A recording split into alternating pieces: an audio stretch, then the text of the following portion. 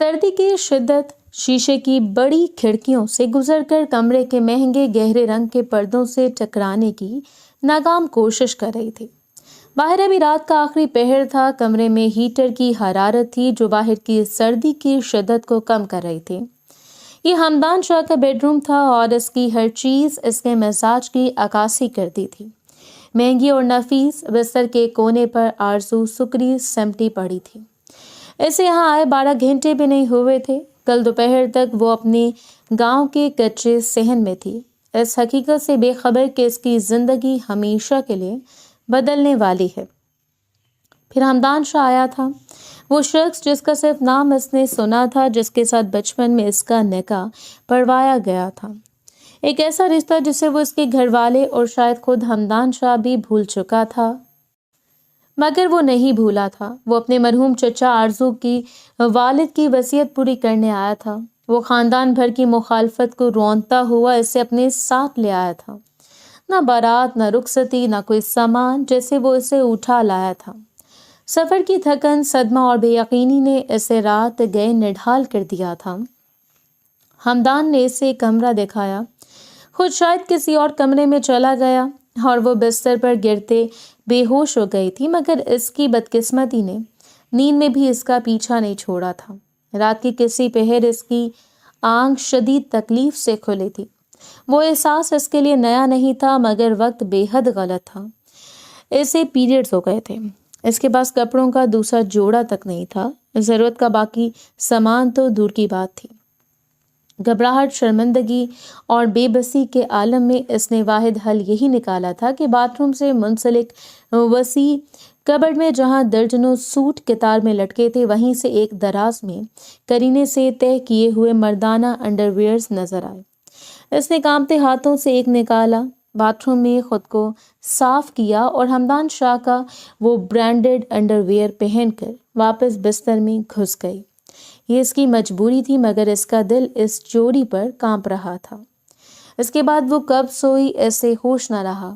ٹھیک 5:30 بجے الارم بجنے سے 1 منٹ پہلے ہمدان شاہ کی آنکھ کھل گئی۔ یہ اس کے برسوں کی عادت تھی، وہ نظم و ضبط کا پابند، اپنے جذبات کی طرح اپنے معمولات میں بھی سخت گیر تھا۔ اس کے لیے آج کا دن بھی بزنس کے لحاظ سے اہم تھا، بس فرق یہ تھا کہ آج اس کے گھر میں، اس کے کمرے میں ایک اجنبی موجود تھی، ایک ذمہ داری جسے وہ ٹال نہیں سکتا تھا۔ وہ بے آواز اٹھا، اس کی نظریں خود بخود بستر کے اس کونے کی طرف اٹھ گئیں جہاں آرزو سو رہی تھی۔ وہ بہت گہری نیند میں تھی، تھکن اس کے چہرے سے عیاں تھی۔ اس نے رات کو پہنی ہوئی شال اب بھی اپنے گرد لپیٹی ہوئی تھی، مگر نیند میں وہ کچھ ہٹ گئی تھی۔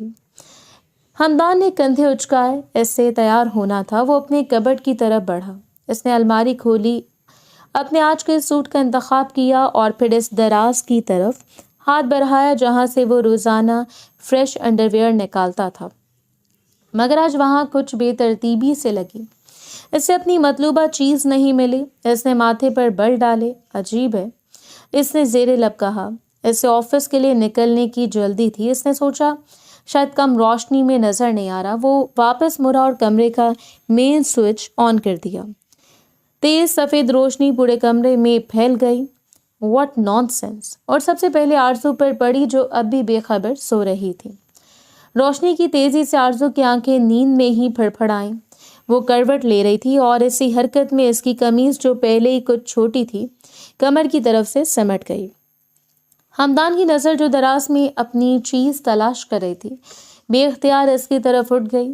ایک لمحے کے لیے وہ ساکت ہوا۔ روشنی اس کی نازک گوری کمر پر پڑ رہی تھی۔ وہ دبلی پتلی تھی، شاید کمزور بھی، مگر ایک لمحے کے لیے ہمدان کو عجیب سا محسوس ہوا۔ اس کے بعد اس کی نظر اس چیز پر پڑی جس نے اس کے دماغ میں آگ لگا دی۔ اس کی قمیض اور شلوار کے درمیان کمر کے نچلے حصے پر ایک سیاہ الاسٹک بینڈ نظر آ رہا تھا جس پر جعلی حروف میں اس کی پسندیدہ امپورٹڈ برانڈ کا نام لکھا تھا۔ اس کا انڈر ویئر تھا۔ ایک سیکنڈ کے لیے اسے یقین نہیں آیا، پھر اس کا چہرہ غصے سے سرخ ہو گیا۔ اس کی آنکھوں میں سرد مہری اور تحقیر ابھری۔ اس کا مطلب یہ لڑکی رات کو اس کی الماری میں گھسی تھی، اس کی ذاتی چیزوں کو چھوا تھا۔ وہ تیز قدموں سے بستر تک پہنچا۔ آرزو اب بھی نیند اور بیداری کے درمیانی کیفیت میں تھی۔ اٹھو لڑکی، اس کی آواز میں گرج تھی۔ آرزو ہڑبڑا کر اٹھ بیٹھی۔ اس کا دل سینے سے باہر آتا محسوس ہوا۔ سامنے حمدان شاہ کھڑا تھا۔ اس کا چہرہ غصے سے تپ رہا تھا، آنکھیں شعلے برسا رہی تھیں۔ کیا ہوا؟ وہ خوف سے کانپ رہی تھی۔ یہ کیا بدتمیزی ہے؟ حمدان نے ایک جھٹکے سے اس کا بازو پکڑا اور اسے بستر سے تقریباً کھینچ لیا۔ اس کی گرفت سخت تھی۔ آرزو کی آنکھوں میں تکلیف سے پانی آ گیا۔ میرا بازو، بکواس بند کرو، وہ دھارا۔ تم نے کس کی اجازت سے میری پرائیویٹ چیزوں کو ہاتھ لگایا؟ آرزو کا دماغ ابھی تک پوری طرح بیدار نہیں ہوا تھا۔ وہ ناسمجھی سے اس کے غصے سے لال بھبو کا چہرہ دیکھ رہی تھی۔ کیسی چیزیں؟ میں نے کچھ نہیں کیا، جھوٹ مت بولو۔ حمدان کا غصہ آسمان کو چھو رہا تھا۔ نہ صرف ہاتھ لگایا بلکہ انہیں استعمال بھی کیا۔ تمہاری ہمت کیسے ہوئی؟ آرزو اب بھی الجھی ہوئی تھی۔ میں سمجھی نہیں۔ حمدان نے تحقیر آمیز نظروں سے اسے سر سے پاؤں تک دیکھا، پھر اس نے نفرت سے اس کے جسم کے نچلے حصے کی طرف اشارہ کیا، جہاں بھی قمیص کے نیچے اس کے برانڈ کا لوگو ہلکا سا نظر آ رہا تھا۔ وہ اس کی آواز میں اتنی کراہت تھی کہ آرزو کا دل ڈوب گیا۔ تم نے میرا انڈر ویئر پہنا ہوا ہے، تمہیں شرم نہیں آتی؟ بنا اجازت کسی کی ذاتی چیزیں استعمال کرتے ہوئے۔ ایک لمحے کے لیے آرزو کو لگا جیسے کسی نے اس پر تیزاب پھینک دیا ہو۔ اس کا چہرہ جو پہلی خوف سے سفید تھا اب شرمندگی سے سلگنے لگا۔ الفاظ اس کے حلق میں دم توڑ گئے۔ اس کا دل چاہا کہ واقعی زمین پھٹے اور وہ اس میں سما جائے۔ اس سے بہتر تھا کہ وہ مر جاتی۔ اس کی آنکھوں میں آنسو تیرنے لگے۔ وہ خود کو سمیٹ کر اس کی گرفت سے اپنا بازو چھڑانے کی کوشش کرنے لگی، مگر بے سود۔ جواب دو۔ حمدان نے اس کا بازو مزید جھنجھوڑا۔ وہ دراصل آرزو کی آواز گھبراہٹ میں ٹوٹ رہی تھی۔ وہ اس کی آنکھوں میں دیکھنے کی ہمت نہیں کر پا رہی تھی۔ اسے نظریں جھکا لی۔ مجھے اچانک ضرورت پڑ گئی تھی، میرا سامان بھی یہاں نہیں تھا تو۔ حمدان نے حقارت سے اس کی بات کاٹی۔ اس کی آواز میں طنز تھا۔ ضرورت؟ ایسی کیا آفت آن پڑی تم پر راتوں رات جو تمہیں میرے انڈر ویئر کو پہننا پڑا؟ اس کا لہجہ، اس کا سوال اور اس کی نظریں، آرزو کے لیے یہ سب ناقابل برداشت تھا۔ وہ مزید یہ تماشا برداشت نہیں کر سکتی تھی۔ اس کے آنسو جنہیں وہ روکنے کی کوشش کر رہی تھی اب اس کے گالوں پر بہنے لگے۔ اس نے ساری ہمت مجتمع کی اور کانپتی لرزتی آواز میں فرش کو گھورتے ہوئے کہا، وہ ایکچولی مجھے پیریڈز ہو گئے تھے۔ تو یہ جملہ ابھی اس کے منہ میں ہی تھا کہ اس نے محسوس کیا کہ حمدان کے ہاتھ کی گرفت اس کے بازو پر ڈھیلی پڑ گئی ہے۔ اس سے ڈرتے ڈرتے اپنی بھیگی پلکیں اٹھا کر دیکھا۔ حمدان شاہ ساکت کھڑا تھا۔ اس کے چہرے کا غصہ، وہ لالی، وہ تپش، سب ایک لمحے میں غائب ہو گئی تھی۔ اس کی جگہ ایک عجیب سی کیفیت نے لے لی تھی۔ وہ چند لمحے یوں ہی بت بنا کھڑا رہا۔ اس کی آنکھیں آرزو کے آنسوؤں سے تر چہرے پر جمی تھیں۔ وہ لفظ ایک ایسا سچ تھا جس کا سامنا کرنے کے لیے حمدان شاہ تیار نہیں تھا۔ اس کی مردانہ غیرت، اس کا غصہ، اس کی برتری، سب کچھ اس ایک نسوانی مجبوری کے سامنے بے بس نظر آنے لگا۔ آرزو نے دیکھا کہ اس کا چہرہ تیزی سے رنگ بدل رہا ہے۔ وہ غصے سے نہیں بلکہ شاید شدید قسم کی گھبراہٹ یا ناگواری سے سرخ ہو رہا تھا۔ حمدان نے ایک جھٹکے سے اپنا ہاتھ پیچھے کھینچا جیسے اسے کرنٹ لگا ہو۔ اس نے ایک لفظ بھی نہیں کہا۔ وہ تیزی سے مرا اور لمبے لمبے ڈگ بھرتا ہوا کمرے سے باہر نکل گیا۔ دروازہ بند کرنے کی بھی زحمت نہیں کی گئی۔ آرزو پریشانی اور خوف کے عالم میں اسے جاتا دیکھتی رہی اور وہ وہیں فرش پر گھٹنوں کے بل گر پڑی۔ اس کا بازو جہاں حمدان نے پکڑا تھا بری طرح دکھ رہا تھا، مگر اس کا دل اس سے کہیں زیادہ زخمی تھا۔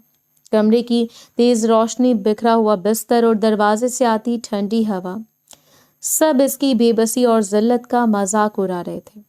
اسے سمجھ نہیں آ رہا تھا کہ وہ روئے یا اس آدمی کے عجیب رد عمل پر حیران ہو جو اسے اپنی بیوی بنا کر لایا تھا، مگر اس کی ایک فطری مجبوری کا سن کر کمرے سے ایسے بھاگا تھا جیسے اس نے کوئی گناہ کر دیا ہو۔ اس کا دماغ معاف ہو رہا تھا۔ وہ یہاں کیوں تھی؟ اس اجنبی، سخت گیر اور غصے سے بھرے شخص کے کمرے میں وہ کر کیا رہی تھی؟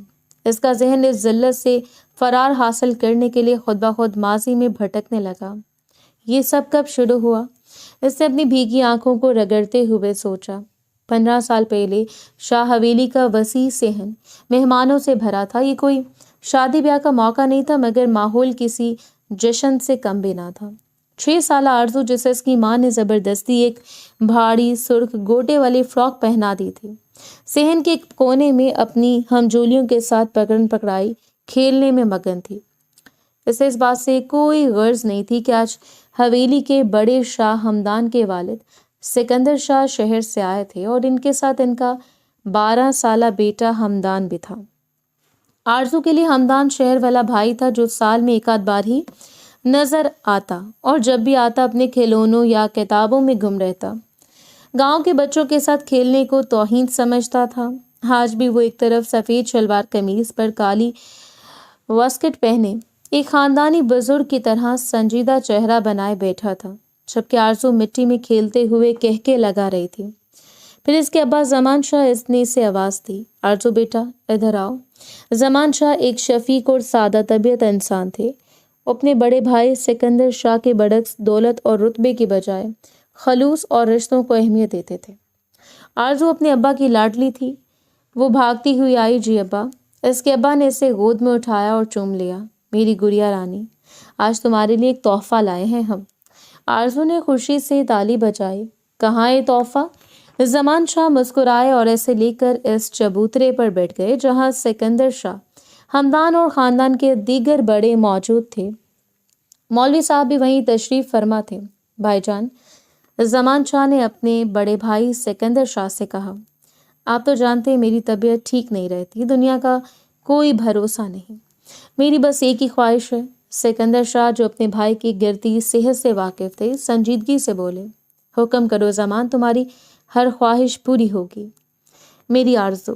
زمان شاہ نے اپنی بیٹی کے سر پر ہاتھ پھیرا، یہ شاہ خاندان کی بیٹی ہے، میں چاہتا ہوں یہ شاہ خاندان کی بہو بنے، میری زندگی میں اس کا ہاتھ ہمدان کے ہاتھ میں دے دیں، میں مر بھی گیا تو سکون سے مروں گا کہ میری بیٹی محفوظ ہاتھوں میں ہے۔ صحن میں ایک لمحے کو خاموشی چھا گئی۔ 12 سالہ ہمدان نے چونک کر اپنے والد کی طرف دیکھا۔ آرزو جو ابا کی گود میں بیٹھی تھی تحفے کا انتظار کر رہی تھی۔ سکندر شاہ نے ایک نظر اپنے بیٹے پر ڈالی اور پھر مسکرائے، زمان، یہ بھی کوئی کہنے کی بات ہے، ہمدان شاہ سے بہتر اس کے لیے کون ہو سکتا ہے، ہمیں منظور ہے۔ مولوی صاحب آپ نکاح پڑھوائیں۔ آرزو کی ماں جو پردے کے پیچھے کھڑی یہ سب سن رہی تھیں، ان کی آنکھوں میں آنسو آ گئے۔ مگر ابا، میرا تحفہ؟ آرزو نے باپ کی شیروانی کا بٹن گھماتے ہوئے پوچھا۔ زمان شاہ ہنس پڑے، بیٹا تمہاری زندگی کا سب سے بڑا تحفہ ملنے جا رہا ہے۔ اور پھر بچوں کے شور، بڑوں کی سرگوشیوں اور 6 سالہ آرزو کی ناسمجھی کے درمیان مولوی صاحب نے ایجاب و قبول کروایا۔ ہمدان شاہ ول سکندر شاہ کہ آپ کو آرزو زمان شاہ بنتے زمان شاہ اپنے نکاح میں۔ 12 سالہ ہمدان نے ایک نظر اپنے والد کے سخت چہرے پر ڈالی، پھر اپنی ہونے والی دلہن پر جو اب بھی فراک کے دھاگے کھینچ رہی تھی، اور دھیمی سنجیدگی آواز میں کہا، قبول ہے۔ جب آرزو سے پوچھا گیا تو وہ کھلکھلا کر ہنس پڑی۔ ابا، یہ مولوی بابا کیا کہہ رہے ہیں؟ زمان شاہ نے اس کا گال تھپتھپایا، بیٹا کہو قبول ہے۔ قبول ہے، اس نے نعرہ لگایا جیسے کوئی کھیل جیت گئی ہو۔ اس طرح مٹی میں کھیلتے آرزو ہمدان شاہ کی منکوہا بن گئی۔ اس کے 2 سال بعد ہی ہمدان شاہ کو اعلیٰ تعلیم کے لیے بیرون ملک بھیج دیا گیا۔ پہلے وہ لندن گیا، پھر امریکہ۔ وقت گزرتا گیا، آرزو بچپن سے جوانی کی دہلیز پر قدم رکھنے لگی۔ وہ گاؤں کے اسکول سے کالج جانے لگی۔ اس کے لیے وہ نکاح ایک بھولی بصری یاد، ایک دھندلا سا خواب بن چکا تھا۔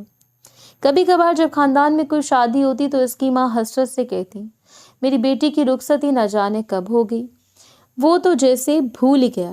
آرزو اپنی کتابوں سے نظریں ہٹا کر ہنس پڑتی، امی آپ بھی کن باتوں کو لے بیٹھی، وہ بچپن کا ایک مذاق تھا۔ کیا آپ کو سچ مچ لگتا ہے کہ امریکہ میں پڑھا لکھا اتنا بڑا بزنس مین ہمدان شاہ مجھ جیسی گاؤں کی لڑکی کو یاد رکھے گا؟ اس نے وہاں کسی گوری سے شادی کر لی ہوگی۔ ایسا مت کہے، اس کی ماں تڑپ کر کہتی، تیرا اس پر حق ہے، تیرے ابا نے یہ رشتہ جوڑا تھا۔ ابا نے جوڑا تھا؟ آرزو کی آواز میں تلخی آ جاتی۔ مگر ابا بھی تو نہیں رہے۔ زمان شاہ کا انتقال آرزو کے میٹرک کے امتحانات کے دوران ہوا تھا۔ اس کی زندگی کا سب سے بڑا صدمہ تھا۔ وہ اپنے ابا کی لاڈلی تھی، ان کے جانے کے بعد جیسے اس کے سر سے سایہ چھن گیا ہو۔ اسے یاد تھا کہ ابا کے جنازے پر سارا خاندان موجود تھا۔ سکندر شاہ بھی آئے تھے مگر ہمدان شاہ نہیں آیا۔ کسی نے کہا اس کے امتحانات ہو رہے ہیں، نہیں آ سکتا۔ اس دن آرزو کے دل سے ہمدان شاہ نام کا آخری شائبہ مٹ گیا۔ جو شخص اس کے باپ کے جنازے پر نہیں آ سکا وہ اس کی زندگی میں کیا آتا؟ ابا کے جانے کے بعد حویلی میں ان کا حصہ بھی جیسے بے وقت ہو گیا۔ سکندر شاہ نے ان کی مالی مدد تو جاری رکھی مگر وہ روب، وہ مان، وہ تحفظ ختم ہو گیا تھا۔ آرزو اور اس کی ماں کو اب حویلی میں ہونے والی ہر تقریب میں بیچاریوں کی طرح دیکھا جاتا۔ پھر ایک دن جب آرزو اپنے ابا کی موت کے صدمے سے نکل کر عملی زندگی میں قدم رکھنے کا سوچ رہی تھی تو وہ آ گیا۔ 2 دن پہلے جب وہ کالج سے واپس آئی تھی، تھکی ہاری پانی پی رہی تھی، جب حویلی کے پرانے خستہ حال دروازے کے باہر ایک چمکتی ہوئی سیاہ مرسیڈیز آ کر رکی تھی۔ گاؤں میں ایسی گاڑی کا آنا ایک انوکھا واقعہ تھا۔ گاڑی سے جو شخص اترا اس نے کالا 3 پیس سوٹ پہنا ہوا تھا، آنکھوں پر سیاہ چشمہ تھا۔ وہ گاؤں کا حصہ بالکل نہیں لگ رہا تھا۔ وہ ہمدان شاہ تھا۔ اس سے ابا کے مرنے کے 2 سال بعد اور اپنے نکاح کے 15 سال بعد اپنی دلہن کا خیال آیا تھا۔ وہ سیدھا ان کے گھر کے حصے میں آیا۔ آرزو اور اس کی ماں اسے دیکھ کر ہکا بکا رہ گئی۔ وہ 12 سال کا لڑکا نہیں تھا، وہ 30 سال کا ایک باروب سا سرد مہر اور انتہائی پرکشش مرد بن چکا تھا، جس کی آنکھوں میں گاؤں کی کوئی رمق باقی نہیں رہی تھی۔ چچی، اس نے اپنی ماں سے بات کرتے ہوئے آرزو کی ماں کو مخاطب کیا، میں آرزو کو لینے آیا ہوں۔ اس کی آمد کی خبر جنگل کی آگ کی طرح پھیل گئی۔ حویلی کے باقی مکین، اس کی پھپھیاں، چچیاں سب اکٹھے ہو گئے۔ ارے واہ ہمدان بیٹا! اس کی بڑی پھپھو جو اپنی بیٹی حنا کے حوالے سے اسے دیکھ رہی تھی طنزیہ مسکرائیں۔ آج اتنے سالوں بعد کیسے خیال آ گیا؟ جب زمان بھائی زندہ تھے تب تو وقت نہ ملا، اب ان پر رحم کھانے آئے ہو؟ ہمدان نے اپنا چشمہ اتارا۔ اس کی آنکھیں اس کے لہجے سے بھی زیادہ سرد تھیں۔ پھوپھو میں یہاں بحث کرنے نہیں آیا تو پھر کیا کرنے آئے ہو؟ دوسری چچی جس کی نظر بھی ہمدان کی دولت پر تھی فوراً بولی، بیٹا تم شہر کے ہو، ان گاؤں کی لڑکیوں میں کیا رکھا ہے؟ یہ آرزو تو اب تمہارے لائق بھی نہیں رہی۔ میری سمر کو دیکھو، شہر کے کالج میں پڑھتی ہے۔ خاندان کی ہر عورت، ہر رشتہ دار اسے اپنا داماد بنانا چاہتا تھا۔ وہ سب اس بچپن کے نکاح کو ایک رسمی کارروائی سمجھ کر بھول چکے تھے، اپنی بیٹیوں کے خواب سجا رہے تھے۔ آرزو خاموشی سے تماشا دیکھ رہی تھی۔ اسے شدید ذلت محسوس ہو رہی تھی، جیسے وہ کوئی نیلامی کی چیز ہو۔ ہمدان نے ایک نظر پورے مجمع پر ڈالی، پھر اس کی نظر آرزو پر آ کر ٹھہری جو خوف اور غصے سے لال ہو رہی تھی۔ میں یہاں کوئی نیا رشتہ جوڑنے نہیں آیا ہوں۔ اس کی آواز میں ایسی گرج تھی کہ سب خاموش ہو گئے۔ میں اپنا رشتہ نبھانے آیا ہوں۔ آرزو میری بیوی ہے، نکاح میں ہے، اور میں اسے آج ہی ابھی رخصت کروا کر اپنے ساتھ شہر لے کر جا رہا ہوں۔ مگر بیٹا یہ کیسے ممکن ہے؟ پھپھو نے آخری کوشش کی۔ رسم و رواج، بارات، مجھے ان رسموں کی پرواہ نہیں۔ ہمدان نے فیصلہ سنا دیا۔ میرے مرحوم چچا کی یہی وصیت تھی۔ انہوں نے مرنے سے پہلے میرے والد سے وعدہ لیا تھا کہ میں ہی آرزو کا خیال رکھوں گا۔ میں ان کی وصیت پوری کر رہا ہوں۔ اس نے وصیت پر زور دیا۔ وہ مڑا اور آرزو کی ماں سے کہا، چچی ہم 1 گھنٹے میں نکل رہے ہیں۔ آرزو کی ماں رو پڑی۔ بیٹا اتنی جلدی؟ بنا کسی تیاری کے کیسے؟ میری بیٹی، میں نے کہا سامان باندھ دیں۔ ہمدان کا لہجہ پتھر کی طرح سخت تھا۔ یہ شاید آپ چاہتی ہیں کہ بغیر سامان کے میرے ساتھ چلے۔ فیصلہ آپ کا ہے، رخصتی آج ہی ہوگی۔ خاندان بھر کی مخالفت کے باوجود ان کی لالچ بھری نظروں کے سامنے وہ ہمدان شاہ جسے وہ بھولی بیٹھی تھی اسے اپنے ساتھ لے آیا۔ آرزو کو ٹھیک سے اپنی ماں سے رونے یا لپٹنے کا موقع نہیں ملا۔ وہ بس اپنا چھوٹا سا کالج بیگ اٹھا کر پیکنگ کر سکی اور اس چمکتی کالی گاڑی میں بیٹھ گئی۔ اور اب آرزو سرد فرش پر بیٹھی کانپ رہی تھی۔ وصیت! وہ روتے بڑبڑائی، میں اس کی بیوی نہیں، میں اس کے مرحوم چچا کی وصیت ہوں۔ اسے اب سمجھ آیا کہ وہ آدمی اتنا غسیل کیوں تھا۔ وہ اسے اپنی مرضی سے نہیں لایا تھا، وہ اسے اپنی ذمہ داری، ایک بوجھ، ایک وصیت سمجھ کر لایا تھا۔ اور آج صبح اس وصیت نے، اس بوجھ نے اس کے پرائیویٹ انڈرویئر کو پہن کر اس کی توہین کر دی تھی۔ آرزو نے اپنے گھٹنے سینے سے لگا لیے اور سسکیاں بھرنے لگی۔ اس کی رخصتی واقعی بہت اچانک ہوئی تھی۔ ہمدان شاہ کے جانے کے بعد کمرے میں ایک ناقابل برداشت خاموشی چھا گئی تھی۔ आरज़ू वहीं ठंडे फर्श पर घुटनों में सर दिए बैठी रही। इसका पूरा वजूद शर्मिंदगी और ज़िल्लत के एहसास से कांप रहा था। इससे वक्त का कोई अंदाज़ा न रहा। वो कितनी देर वहीं बैठी रोती रही, इससे खुद मालूम ना था। इसके पेट में तकलीफ की लहरें भी उठ रही थीं जो इसकी ज़हनी अज़ियत को मज़ीद बढ़ा रही थीं। अचानक कमरे के दरवाजे पर एक हल्की सी दस्तक हुई। आरज़ू उछल पड़ी। इसका दिल डूब गया, कहीं वो वापस तो नहीं आ गया। इस ख्याल से इसका सांस रुकने लगा। इसने जल्दी से अपने आंसू पोंछे और खौफ से दरवाजे को घूरने लगी। दस्तक दोबारा हुई, इस बार ज़्यादा मोहतात, और फिर एक निस्वानी आवाज़ आई, बीबी। आरज़ू ने कोई जवाब नहीं दिया। दरवाज़ा धीरे से खुला और एक उधेड़ उम्र खातून जो मुलाजमाओं के सादा से यूनिफॉर्म में मलबूस थी अंदर दाखिल हुई। इसके चेहरे पर नरमी और हमदर्दी के तासुरात थे। इसके पीछे एक और जवान लड़की थी जिसके हाथ में बहुत सारे शॉपिंग बैग्स थे। अस्सलाम वालेकुम बीबी, इस खातून ने अंदर आते हुए बहुत नरमी से कहा। मेरा नाम नूरी है, मैं यहाँ काम करती हूँ। आरज़ू जो भी फर्श पे बैठी थी इसे देखकर जल्दी से उठने की कोशिश करने लगी। वो खुद को समेट रही थी। नूरी तेजी से आगे बढ़ी। अरे नहीं नहीं बीबी, आप बैठी रहें, तकलीफ ना करें। नूरी ने दूसरी मुलाजमा को इशारा किया जिसने सारे शॉपिंग बैग्स कमरे में मौजूद एक खूबसूरत सोफे पर रख दिए। वो कमरे की हालत, बिस्तर की सिलवटें और आरज़ू की सुर्ख आंखों को एक ही नज़र में भांप गई थी, मगर इससे अपने चेहरे पर कोई तासुर ना आने दिया। आरज़ू हैरान और परेशान से कभी इन बैग्स को देखती, कभी इस खातून को। इसने कुछ कहने के लिए मुंह खोला मगर कह ना सकी। बीबी, नूरी ने बहुत शाइस्तगी से कहना शुरू किया, ये सामान शाह साहब ने भिजवाया है। ये सुनना था कि आरज़ू के दिमाग पर जैसे किसी ने हथौड़ा मारा हो। हमदान शाह ने? वो शख्स जो सुबह से इतना जलील करके गया था, वो इसके लिए सामान क्यों भिजवाएगा? आरज़ू की हैरत को देखते हुए नूरी ने अपनी बात जारी रखी। शाह साहब का हुक्म था कि आपकी ज़रूरत की हर चीज़ फ़ौरन पहुंचा दी जाए। इसने सोफे पर रखे बैग्स की तरफ इशारा किया। इसमें आपके कपड़े और बाकी ज़रूरी अशिया हैं। आरज़ू ने कुछ न कहा, बस धीरे से अपना सर हिलाने पर इक्तफा किया जैसे इसकी बात समझने की कोशिश कर रही हो। नूरी ने एक कदम आगे बढ़ाया। इसकी आवाज़ मज़ीद धीमी और हमदर्द हो गई। बीबी, आपको किसी और चीज़ की ज़रूरत तो नहीं? आपने सुबह से कुछ खाया पिया नहीं है। साहब ने कहा था कि आपका ख़ास ख्याल रखा जाए।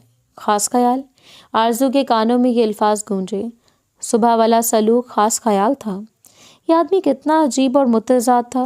पहले इसने इतनी बेइज्जती की और अब मुलाजमा को ख़ास ख्याल रखने का कह रहा था। वो इतनी हैरान और उलझी हुई थी कि इससे गुस्सा भी नहीं आया। इसने बस नाम में सर हिला दिया। नहीं शुक्रिया, मुझे कुछ नहीं चाहिए। इसकी आवाज़ बामुश्किल निकली। अच्छा बीबी, नूरी ने फ़ौरन बात मान ली। आप ये सामान देख लें, मैं आपके लिए थोड़ी देर में जूस या चाय भिजवाती हूँ, और दोपहर के खाने का भी बता दीजिएगा क्या लेंगी। आरज़ू ने फिर नफ़ी में सर हिलाया। मुझे भूख नहीं है। ऐसे कैसे भूख नहीं है बीबी? नूरी ने माँ जैसी शफ़क़त से कहा। रंग कितना पीला पड़ गया है। चले मैं खुद ही आपके लिए खाना हल्का फुल्का बनवा कर लाती हूँ, आप फ़िक्र न करें। नूरी ने दूसरी मुलाजमा को बाहर जाने का इशारा किया और फिर खुद भी आरज़ू को एक तसल्ली भरी नज़र देखकर कमरे से खामोशी से निकल गई। इसके जाने के बाद आरज़ू चंद लम्हे वहीं खड़ी रही। फिर इसकी नज़र इन शॉपिंग बैग्स पर पड़ी। वो हिचकिचाते हुए इनकी तरफ बढ़ी। इसका दिल धक धक कर रहा था। इसने पहला बैग खोला। इसमें से नए आरामदेह और खूबसूरत लॉन के सूट निकले, सादा मगर महंगे, बिल्कुल वैसे जैसे कोई घर में आराम के लिए पहनता है।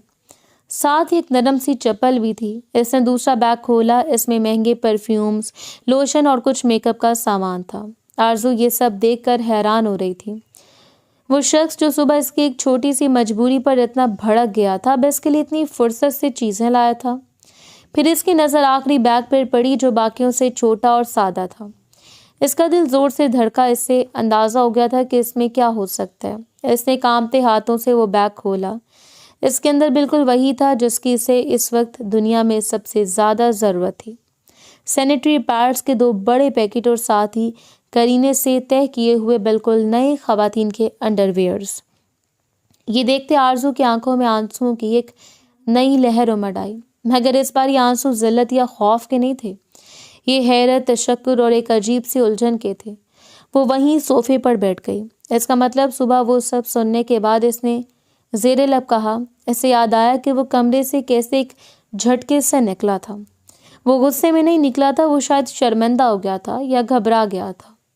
اس کے فوراً بعد اس نے کسی کو فون کر کے یہ سب چیزیں منگوائی ہوں گی۔ اس نے اس کی سب سے بڑی، سب سے پرائیویٹ ضرورت کا خیال رکھا تھا، جس کا ذکر کرتے ہوئے وہ خود شرم سے مری جا رہی تھی۔ وہ اپنے آنسو پونچھتی ہوئی بے اختیار مسکرا دی۔ اتنا بھی برا نہیں ہے ہمدان جتنا میں نے سوچا تھا، اس نے خود سے کہا۔ اسے سچ میں احساس ہوا کہ مجھے ان چیزوں کی کتنی ضرورت تھی، خاص طور پر ان پرائیویٹ چیزوں کی۔ اسے لگا جیسے اس کے دل پر رکھا کوئی بھاری پتھر ہٹ گیا ہو۔ صبح کی ساری کرواہٹ، ساری ذلت اس ایک خیال سے کچھ کم ہو گئی۔ آرزو نے فوراً ان میں سے ایک آرام دہ ہلکے نیلے رنگ کا سادہ لباس نکالا، نیا انڈر ویئر اور پیڈز لی اور سیدھا باتھ روم کا رخ کیا۔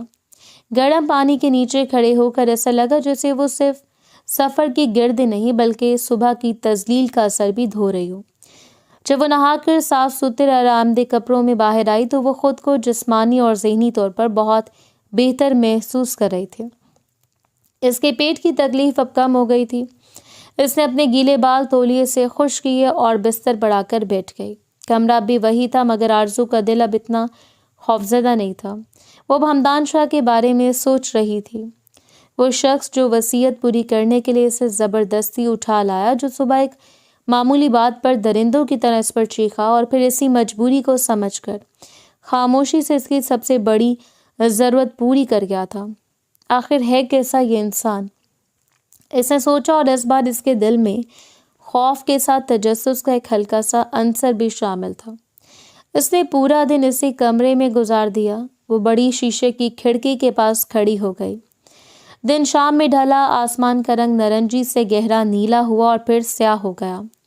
نیچے سڑکوں پر گاڑیوں کی روشنیاں ستاروں کی طرح چمکنے لگیں۔ آرزو نے نوری کا لایا ہوا جوس پی لیا تھا اور زبردستی دوپہر کے کھانے کے چند لقمے بھی لے لیے تھے مگر اس کا حلق خشک تھا۔ اب صبح کے واقعے سے زیادہ اس شخص کی واپسی کا خوف ستا رہا تھا۔ جب وہ رات کو واپس آئے گا تو کیا ہوگا؟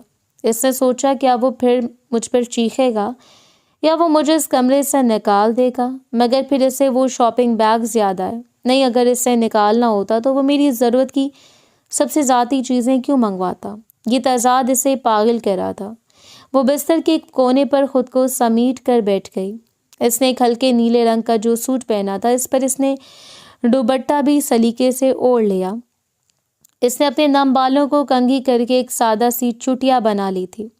وہ صبح کی بکھری ہوئی خوفزدہ لڑکی نہیں لگ رہی تھی بلکہ ایک تھکی ہوئی، سنجیدہ اور کسی فیصلے کی منتظر لگ رہی تھی۔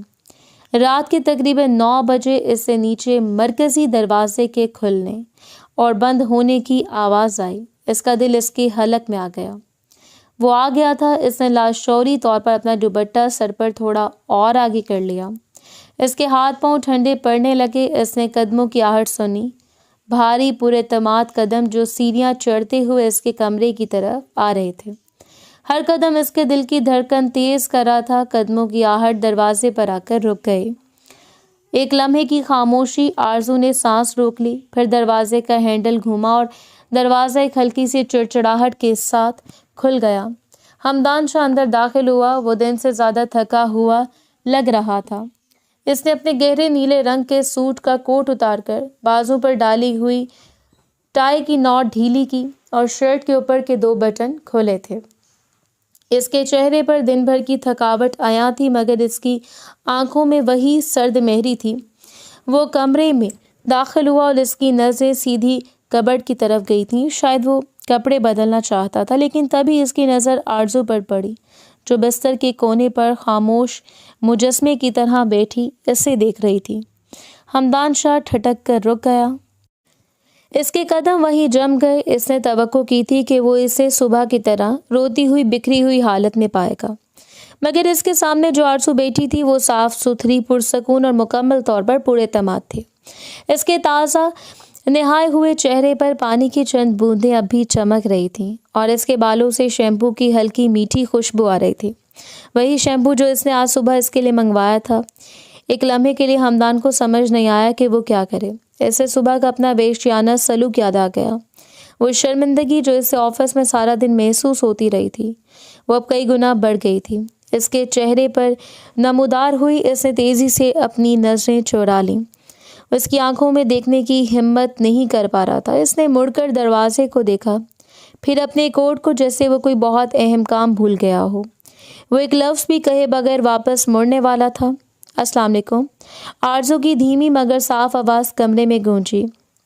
ہمدان کے قدم پھر رک گئے۔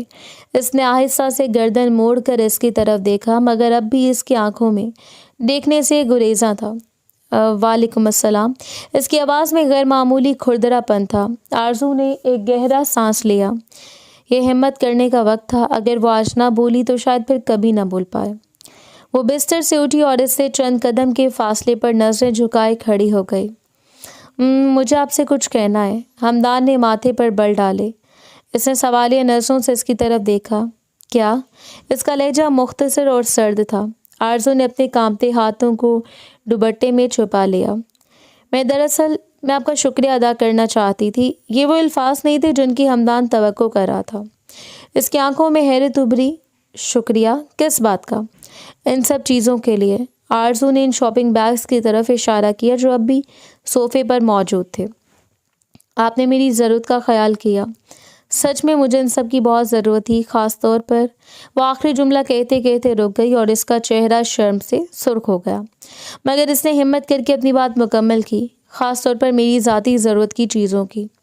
اس کا اعتراف، اس کی سچائی اور اس کی آواز میں موجود شکر گزاری، یہ سب مل کر ہمدان شاہ کو بے بس کر رہے تھے۔ وہ شخص جو سینکڑوں لوگوں کے سامنے تقریریں کرتا تھا، جو کروڑوں کے سودے کرتا تھا، اس وقت اس 18 سالہ لڑکی کے سامنے کھڑا شدید شرمندگی محسوس کر رہا تھا۔ اسے لگا جیسے کسی نے اسے تھپڑ مارا ہو۔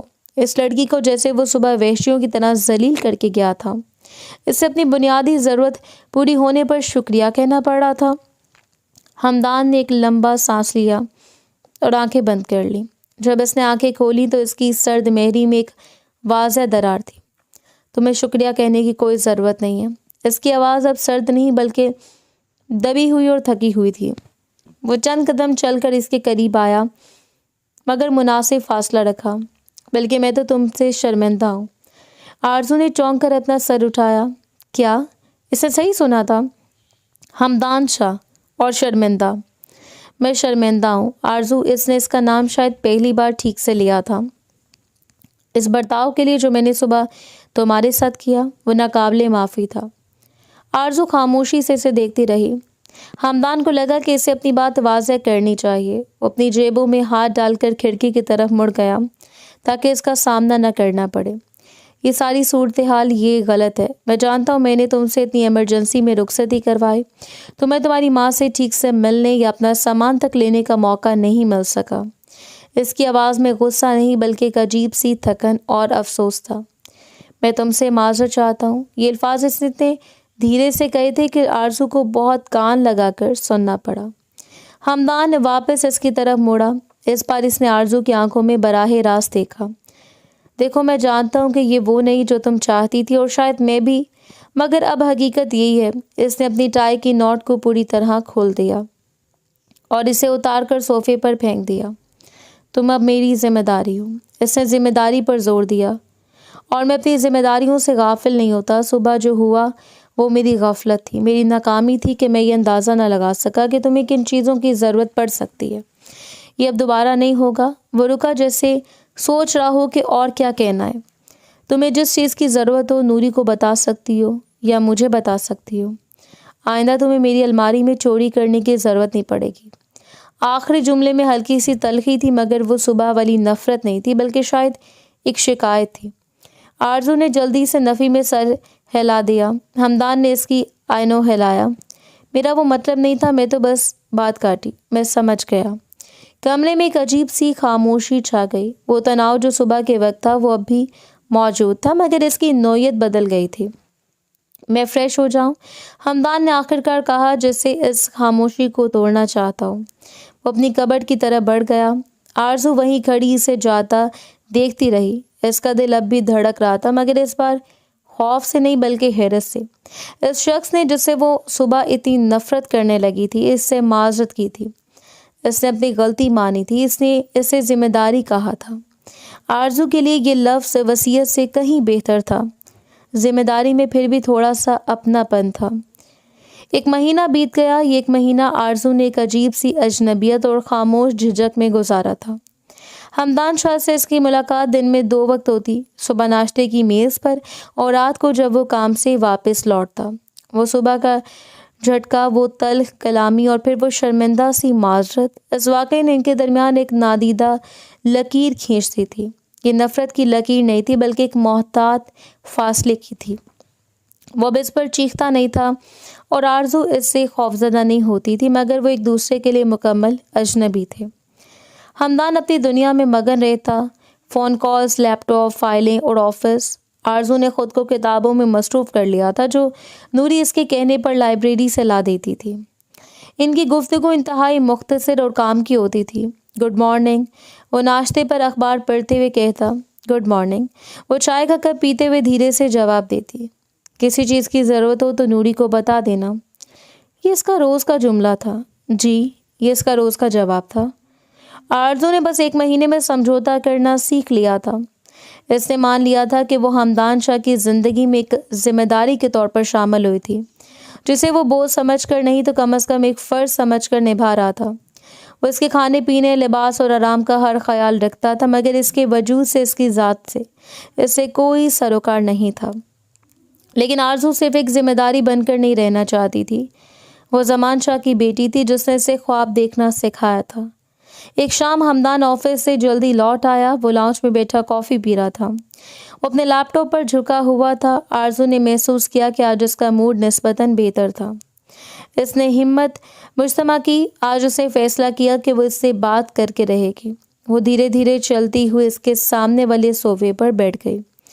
ہمدان نے لیپ ٹاپ سے نظریں ہٹائے بغیر صرف آنکھیں اٹھا کر اسے دیکھا جسے پوچھ رہا ہو کیا بات ہے۔ وہ مجھے آپ سے کچھ کہنا تھا، آرزو نے اپنے ہاتھوں کو مروڑتے ہوئے کہا۔ اس نے غیر دلچسپی سے جواب دیا۔ اس کی انگلیاں کی بورڈ پر واپس چل پڑی۔ میں یہاں سارا دن فارغ رہتی ہوں۔ تو اس نے اب بھی اس کی طرف نہیں دیکھا۔ تمہیں شاپنگ پر جانا ہے؟ نوری کو بولو، ڈرائیور کو نہیں۔ آرزو نے اس کی بات کاٹ دی۔ اس کی آواز میں اتنی مضبوطی تھی کہ ہمدان کی انگلیاں رک گئیں۔ اس نے لیپ ٹاپ کا ڈھکن تھوڑا نیچے کیا اور اب غور سے اسے دیکھا۔ آرزو نے گہرا سانس لیا۔ مجھے شاپنگ نہیں کرنی، مجھے اپنی پڑھائی آگے جاری رکھنی ہے۔ میں ماسٹرز کرنا چاہتی ہوں۔ کمرے میں ایک لمحے کے لیے خاموشی چھا گئی۔ ہمدان کو جیسے اس بات کی توقع ہی نہیں تھی۔ اس نے لیپ ٹاپ بند کیا اور اسے میز پر رکھ دیا۔ ماسٹرز؟ وہ گہری بھاری آواز میں بولا۔ جی، آرزو نے اب نظریں ملا کر کہا۔ ہمدان نے کچھ دیر اسے گھور کر دیکھا۔ اس کے چہرے پر تاثرات بدل رہے تھے۔ وہ حیرت زدہ لگ رہا تھا اور شاید تھوڑا سا متجسس بھی۔ تم نے پہلے کتنا پڑھا ہے؟ اس نے پوچھا۔ اس کے لہجے میں اب بھی وہ گاؤں والی لڑکی کا تصور تھا جو شاید بامشکل کالج تک گئی ہو۔ آرزو نے فخر سے سر اٹھایا۔ وہ چیز تھی جو اس کی اپنی تھی۔ میں نے BS آنرز کیا ہے کمپیوٹر سائنس میں۔ یہ ایک اور جھٹکا تھا۔ ہمدان شاہ جو بڑی بڑی بزنس ڈیلز میں حیران نہیں ہوتا تھا، اس وقت واقعی متاثر ہوا تھا۔ ایسا لگا تھا کہ وہ کسی آرٹس کے مضمون میں سادہ BA کر کے بیٹھی ہوگی۔ BS computer science? اس نے دہرایا۔ جی، ابا چاہتے تھے کہ میں سافٹ ویئر انجینئر بنوں۔ آخری جملہ کہتے ہوئے اس کی آواز بھیگ گئی۔ ہمدان چند لمحے خاموش رہا۔ وہ اس لڑکی کو دیکھ رہا تھا جسے وہ 1 مہینے سے نظر انداز کرتا رہا تھا۔ وہ اسے صرف ایک وصیت کا بوجھ، ایک گاؤں کی سادہ لڑکی سمجھتا رہا، مگر وہ تو تعلیم یافتہ، ذہین اور اپنے خواب رکھنے والی لڑکی نکلی۔ اس نے اچانک ایک فیصلہ کیا۔ ٹھیک ہے، ٹھیک ہے۔ مطلب؟ آرزو کو یقین نہیں آیا۔ مطلب میں کل ہی شہر کی بہترین یونیورسٹیز میں پتہ کرتا ہوں۔ تم اپنے کاغذات تیار رکھو۔ یہ کہہ کر وہ اٹھا، اپنا لیپ ٹاپ اٹھایا اور اپنے کمرے کی طرف بڑھ گیا۔ آرزو سے جاتا دیکھتی رہی۔ اس کا دل خوشی سے اچھل رہا تھا۔ یہ اتنا آسان تھا؟ اس نے ہاں کہتی تھی۔ اگلے دن ہمدان نے واقعی اپنی بات کا پاس رکھا۔ اس نے شہر کی سب سے بڑی اور بہترین پرائیویٹ یونیورسٹی کے ڈین سے خود بات کی۔ آرزو کے تعلیمی ریکارڈز، اس کے گریڈز اور اس کے فائنل ایئر کے پروجیکٹ کی تفصیلات دیکھ کر یونیورسٹی انتظامیہ بھی متاثر ہوئے بغیر نہ رہ سکی۔ آرزو کے تعلیمی ریکارڈز اتنے شاندار تھے کہ اس کے مارکس اتنے اعلیٰ تھے کہ اسے نہ صرف ماسٹرز پروگرام میں فوری داخلہ مل گیا بلکہ یونیورسٹی نے اسے 100% اسکالرشپ بھی آفر کر دی۔ یہ خبر لے کر جب وہ گھر آئی تو اس کے پاؤں زمین پر نہیں پڑے تھے۔ وہ ہمدان کا انتظار کر رہی تھی۔ رات کو جب ہمدان آیا تو آرزو نے خود آگے بڑھ کر اس سے خبر سنائی۔ میرا ایڈمیشن ہو گیا اور مجھے اسکالرشپ بھی مل گئی ہے۔ اس کی آنکھیں خوشی سے چمک رہی تھیں۔ ہمدان نے خبر سنی۔ اس نے ایک لمحے کے لیے آرزو کے چمکتے چہرے کو دیکھا۔ وہ واقعی خوش تھی اور اس کی خوشی اس کی اپنی کمائی ہونی تھی۔ یہ ہمدان کے پیسوں کی مرہون منت نہیں تھی، کہ اس کی اپنی قابلیت تھی۔ ہمدان کو اپنے اندر ایک عجیب سی انجانی خوشی محسوس ہوئی۔ یہ تو بہت اچھی خبر ہے، اس نے سنجیدگی سے کہا، مگر اس کی آنکھوں میں ایک نرمی سے تھی۔ اس خوشی کو سیلیبریٹ کرنا چاہیے۔ آرزو نے سمجھا نہیں۔ سیلیبریٹ؟ ہاں۔ ہمدان نے اپنی گھڑی اتار کر میز پر رکھی۔ تیار ہو جاؤ، ہم ڈنر پر باہر جا رہے ہیں۔ یہ آرزو کے لیے تیسرا اور سب سے بڑا جھٹکا تھا۔ 1 گھنٹے بعد وہ شہر کے سب سے مہنگے روف ٹاپ ریسٹورینٹ میں ایک دوسرے کے آمنے سامنے بیٹھے تھے۔ یہاں سے پورے شہر کی روشنیاں ستاروں کی طرح بکھری نظر آ رہی تھیں۔ ٹھنڈی ہوا چل رہی تھی اور ماحول میں دھیمی موسیقی تھی۔ آرزو نے ان کپڑوں میں سے خوبصورت گہرے سبز رنگ کا جوڑا پہنا تھا جو ہمدان نے اس کے لیے منگوائے تھے۔ وہ ہلکا سا میک اپ کر کے بالوں کو کھلا چھوڑے ہوئے اس پرتعش ماحول میں کچھ گھبرائی ہوئی مگر بہت خوبصورت لگ رہی تھی۔ ہمدان نے اسے آج پہلی بار ٹھیک سے دیکھا تھا۔ وہ خاموشی سے مینیو دیکھ رہی تھی اور اس کی پلکیں جب وہ نظر جھکاتی بہت گھنی لگتی تھیں۔ تمہیں مبارک ہو اسکالرشپ کے لیے۔ ہمدان نے گفتگو کا آغاز کیا۔ میں نے تمہارے ریکارڈز دیکھے تھے، کافی امپریسو ہیں۔ آرزو نے مینیو سے نظریں اٹھائیں۔ شکریہ، اور ایڈمیشن کروانے کے لیے بھی آپ کا شکریہ۔ اگر آپ نہ ایڈمیشن میں نے نہیں کروایا، ہمدان نے اس کی بات کاٹی، وہ تمہارے گریڈز نے کروایا، میں نے صرف دروازہ دکھایا تھا۔ آرزو اس کے اعتراف پر مسکرا دی۔ پھر بھی شکریہ۔ ویٹر کے آرڈر لینے کے بعد اس کے درمیان میں ایک بار بھی خاموشی چھا گئی، مگر یہ صبح والی جھجک بھری خاموشی نہیں تھی، یہ ایک پرسکون خاموشی تھی۔ تو کمپیوٹر سائنس سے کیوں؟ ہمدان نے آخرکار پوچھا، جیسے وہ واقعی جاننا چاہتا ہو۔ آرزو نے کندھے اچکائے۔ ابا کو لگتا تھا کہ آنے والا دور اسی کا ہے۔ وہ کہتے تھے میری بیٹی گاؤں میں بیٹھ کر دنیا فتح کرے گی۔ وہ مسکرائی۔ انہیں ٹیکنالوجی کا بہت شوق تھا۔ اور تمہیں کیا شوق ہے؟ پڑھائی کے علاوہ؟ یہ پہلی بار تھا کہ ہمدان نے اس کی ذات میں دلچسپی لی تھی۔ آرزو نے ایک لمحے کو سوچا۔ مجھے بارش بہت پسند ہے، جب مٹی کی خوشبو آتی ہے، اور کتابیں پڑھنا، پرانی تاریخی کہانیاں۔ ہمدان نے ہلکا سا سر ہلایا۔ عجیب، مجھے بارش سے سخت نفرت ہے۔ آرزو نے حیرت سے اسے دیکھا۔ نفرت؟ کیوں؟ کیچڑ، ٹریفک جام اور سارا کام رک جاتا ہے۔ It's hectic. آرزو اس کے جواب پر بے اختیار ہنس پڑی۔ یہ اس 1 مہینے میں پہلی بار تھا کہ وہ اس کے سامنے کھل کر ہنسی تھی۔ ہمدان اس کی ہنسی پر ایک دم ساکت ہو گیا۔ اس کی ہنسی بہت معصوم تھی۔ آپ ہر چیز کو کام اور بزنس کی نظر سے کیوں دیکھتے ہیں؟ اس نے ہنسی دباتے ہوئے پوچھا۔ کچھ چیزیں صرف محسوس کرنے کے لیے ہوتی ہیں۔ ہمدان نے کوئی جواب نہیں دیا، بس اسے دیکھتا رہا۔ تمہیں کھانے میں کیا پسند ہے؟ اس نے موضوع بدلا۔ مجھے پسند ہے دال چاول یا ساگ۔ ہمدان مسکرایا۔ اس کے چہرے پر ایک ہلکی سی نایاب مسکراہٹ تھی۔ اور میں یہاں تمہیں اٹالین ریسٹورینٹ لے آیا ہوں۔ نہیں، مجھے یہ بھی اچھا لگ رہا ہے، آرزو نے جلدی سے کہا۔ اور آپ کو کیا پسند ہے؟ مجھے ہر وہ چیز جو تیز ہو، اس نے کہا، جیسے اسٹیک اور بلیک کافی، بالکل تیز، بنا چینی کے، بالکل آپ کی طرح، آرزو نے دھیرے سے کہا، اور پھر احساس ہوا کہ وہ کیا کہہ گئی ہے۔ وہ فوراً شرما گئی۔ ہمدان نے یہ سن لیا تھا، مگر آج اس نے اس کی بات کا برا نہیں منایا۔ وہ رات بہت مختلف تھی۔ پہلی بار وہ ایک دوسرے سے بے تکلف ہوئے تھے۔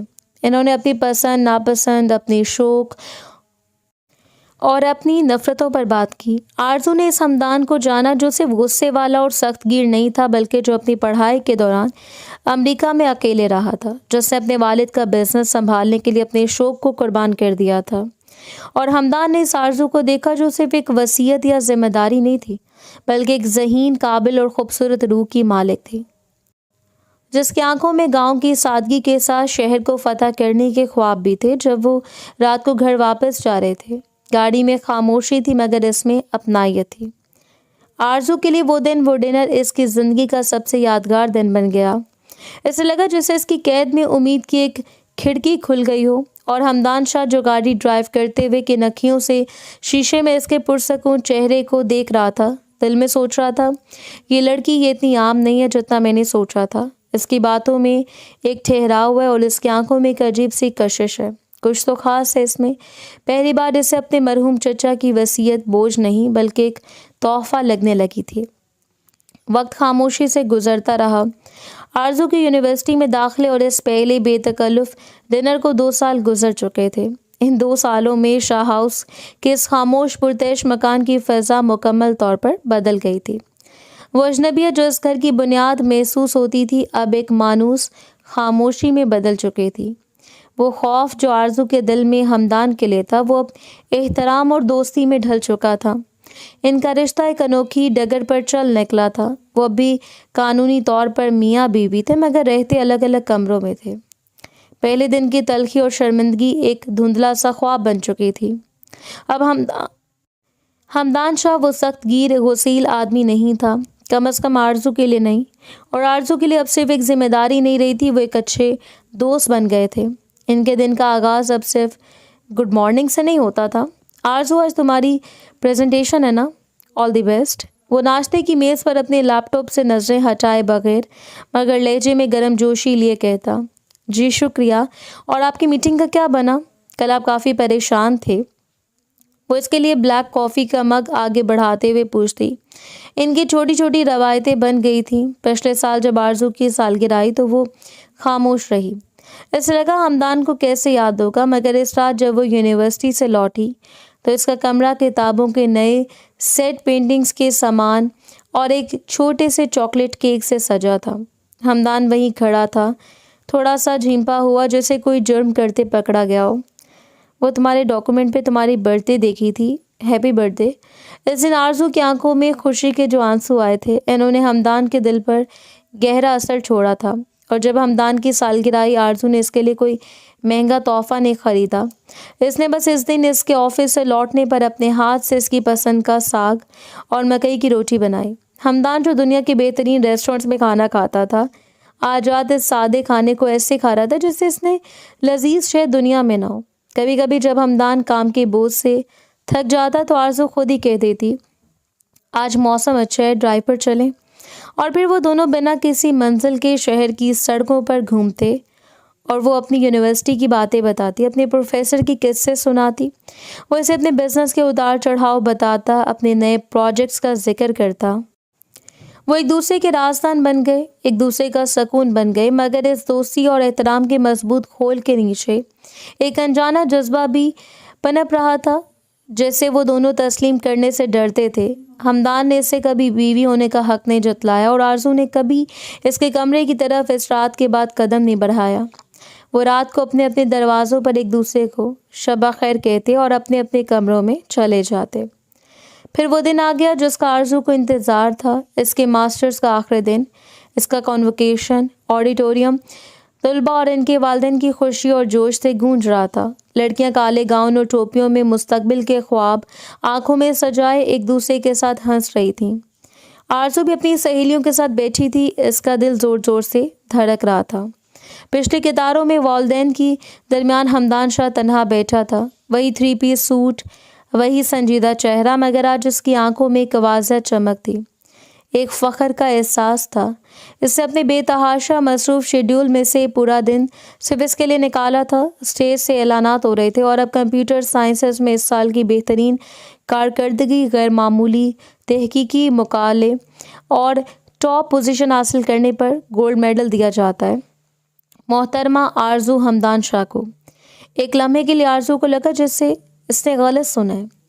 آرزو ہمدان شاہ، اس کی سہیلیوں نے اسے دھکا دیا۔ آرزو جاؤ، یہ تمہارا نام ہے۔ تالیاں گونج اٹھی۔ آرزو کانپتے قدموں سے اٹھی۔ ہمدان جو پچھلی سیٹ پر بیٹھا تھا بے اختیار اپنی جگہ پر کھڑا ہو گیا۔ اس کے چہرے پر وہ مسکراہٹ تھی جو آرزو نے کبھی نہیں دیکھی تھی، ایک کھلی فخریہ مسکراہٹ۔ آرزو سٹیج پر چڑھی، اس نے ڈین سے اپنا میڈل اور ڈگری وصول کی، اس کی آنکھیں آنسوؤں سے بھیگ رہی تھیں۔ مس آرزو، ڈین نے مائک اس کی طرف بڑھایا، بحیثیت گولڈ میڈلسٹ آپ چند الفاظ کہنا چاہیں گی؟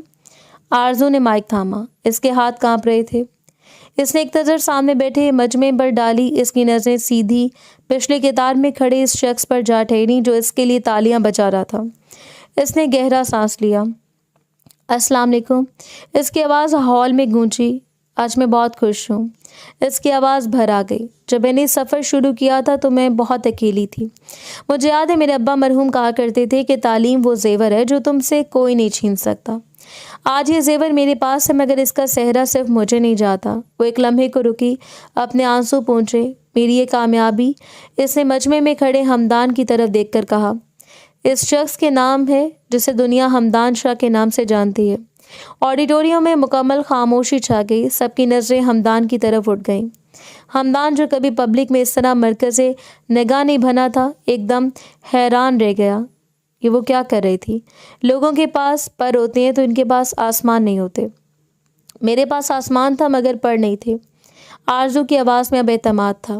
میں ایک وصیت کا بوجھ بن کر ان کی زندگی میں آئی تھی، ایک ذمہ داری جسے وہ شاید کبھی نہیں چاہتے تھے، لیکن اس شخص نے، میرے شوہر نے، اس ذمہ داری کو ایک فرض کی طرح نبھایا۔ انہوں نے مجھ پہ وہ پر دیے، انہوں نے مجھے یہ آسمان دیا اور انہوں نے مجھے اس پر اڑنا سکھایا۔